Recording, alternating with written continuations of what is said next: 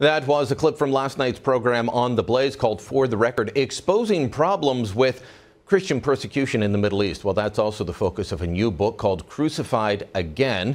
Its author, Raymond Ibrahim, joins us now from our studio in Washington, D.C. Mr. Ibrahim, for people that don't know you, I've been following your writing for some time. You document problems in the Muslim world, specifically dealing with Christian persecution, and you've been saying from the beginning of the Arab Spring, things could go wrong. What's your background, and just for people that don't know you, to let's establish your bona fides here. Sure, thanks. I was born in the United States and raised here, but my parents are both Egyptian Copts who actually left Egypt for the reasons that I describe in my book. Of course, it wasn't as bad in their era as it is now. But so I've grown up speaking, I'm bilingual, I speak Arabic and English. And so it kind of helps me to bring stories from the Arab world that will never make it into the mainstream media, sometimes not into any English language media. For instance, if you probably heard about the Grand Mufti of Saudi Arabia who decreed that every church in the peninsula must be destroyed. I read that in an Arabic, in several Arabic media, and it just sat there 3-4 days. I thought it would be translated and disseminated into the English media. It never was, and then I did. And thankfully, some places, including Fox News, picked it up. But so that's my kind of personal background, but more academically, I've also studied the Middle East formally. I wrote a thesis. My MA thesis is actually about an early historic encounter between Islam and Christendom, the Battle of Yarmouk. And I've worked at the Library of Congress. I was formerly the associate director of the Middle East Forum, and I'm currently a Shillman Fellow at the David Horowitz Freedom Center. So both personally and professionally, I have a long interest in the field. Exactly, and that's why I wanted it out there so that people would say, okay, this is a man that knows what he's talking about. Now, I've been watching this for a long time. I used to be a weekend editor at a news station, and that's when I would see these stories pop up. They wouldn't be on the wire services Monday to Friday, or they'd just be lost in the shuffle. But it seemed every weekend there was a Christian church that was attacked in Islamabad, in Pakistan, or in Nigeria, with gunmen running in on motorcycles, shooting the place up. Things like that seemed to be happening every weekend. But you're right, it did not get a lot of attention. Has it gotten worse since the Arab Spring and since 9/11?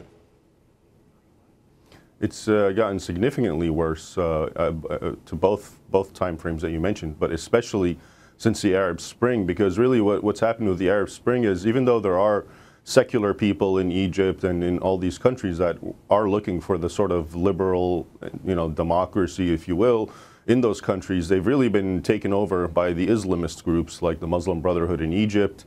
And it's sad, but it's not just it's not even just the Muslim Brotherhood, but you have actually Al-Qaeda members that are being empowered by this administration, by the Obama administration, all around the Islamic world. In Libya, we saw what happened. Gaddafi was a dictator, but we helped the Al-Qaeda-linked terrorists. They got rid of him, and now the situation for Christians in Libya is dramatically worse than it was under Gaddafi. Under Gaddafi, churches were left alone.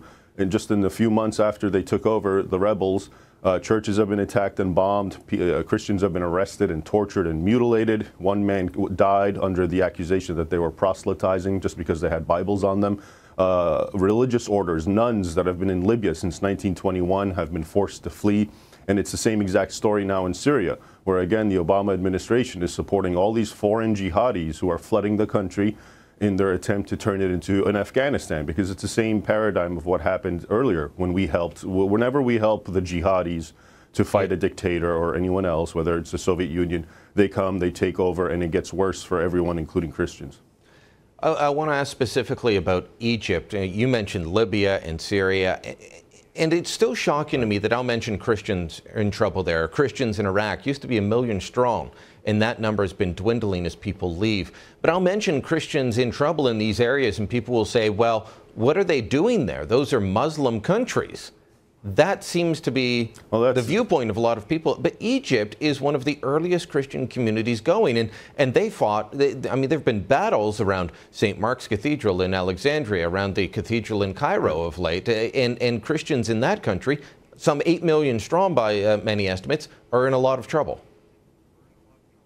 Well, and to go to your first point, it's amazing because most people are unaware that whether it's Iraq or Libya or Syria or Egypt, all of these countries before the 7th century, when Islam took them by force and violence, were all predominantly Christian countries. In fact, among the greatest theologians and intellectual thinkers that helped formulate Western Christianity come from these regions. For example, St. Augustine, he's from Algeria, because that country was a Christian country. So it's ironic that people think that, you know, these Christians don't belong there. It's their homeland. They're the actual most indigenous populations to these regions. And as you point out in Egypt, it's the same thing. In fact, according to the baptismal records, there may be up to 16 million Christians in Egypt out of the 80 or 90 million population strong. And so, to be honest with you, a lot of them don't want to leave because it is their country first and foremost, and they don't feel that they should have to, you know, abandon it the way I have to. Of course, based on what's happening and the increase and uptick in wild jihadi attacks and such,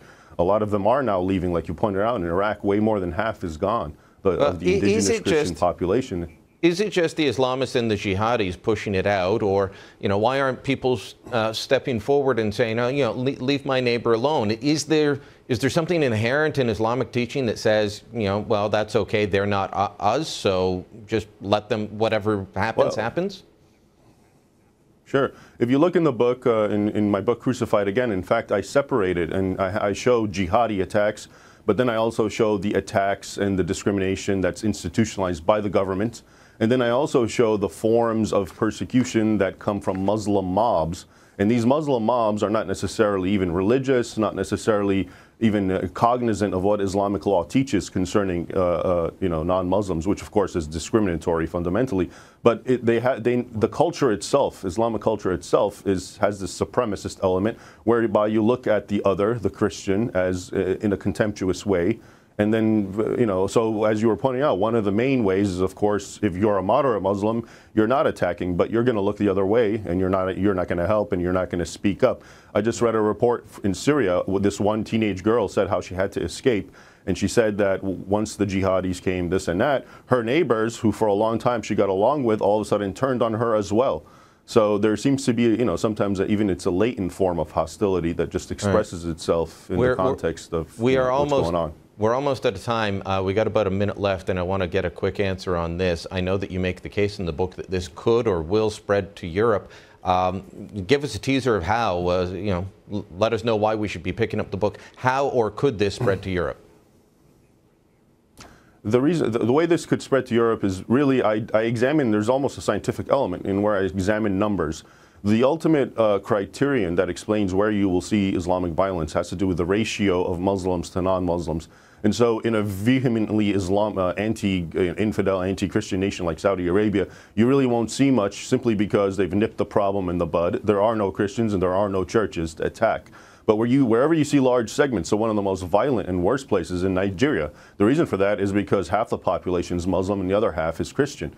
And so there you see a humongous clash because it's difficult, as Samuel Huntington explained in his Clash of Civilizations thesis, wherever Islam is, they're at war with their neighbors. So in Europe, if you go to Europe and you look at the countries that have a larger Muslim population like France, you're seeing the same exact paradigms that you'll see in the book. For example, attacks on churches, demands for money, extortion in the context of what's called jizya, the Arabic Islamic term for money that infidels have to pay you know, their Islamic overlords to not be molested. So really it's a number issue, and that's why in America it's not as bad as in Europe, because of course Muslims are a much smaller minority compared to Europe.